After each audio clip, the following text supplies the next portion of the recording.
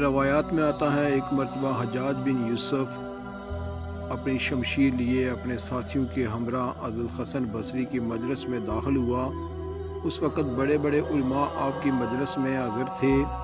یہ منظر دیکھ کر ایک عالم نے اپنے دل میں کہا، آج حضرت حسن بصری کے زہد و تقویٰ کا امتحان ہے۔ کیا وہ ایک ظالم و جابر شخص کے احترام میں کھڑے ہوتے ہیں یا اس کو نظر انداز کرتے ہوئے اپنا درس جاری رکھتے ہیں؟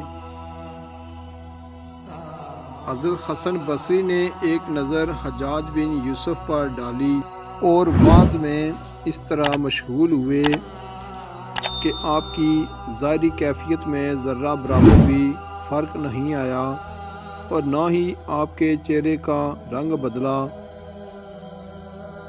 آپ کی زبان میں ہلکی سی بھی کوئی لرزش نہ آئی۔ جب حسن بصری کا وعظ ختم ہوا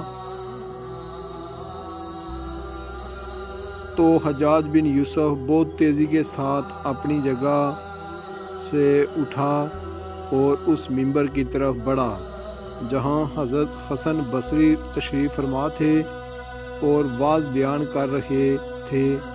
حجاج بن یوسف کو اپنے قریب آتا دیکھ کر بھی حسن بصری کے انداز میں کوئی تبدیلی واقع نہ ہوئی۔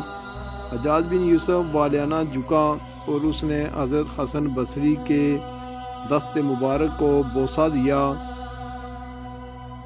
آپ کے ہاتھ کو بلند کرتے ہوئے حاضرین سے مخاطب ہوا، اگر تم کسی مرد خدا سے ملنا چاہتے ہو تو حضرت حسن بصری رحمۃ اللہ علیہ کو دیکھ لو۔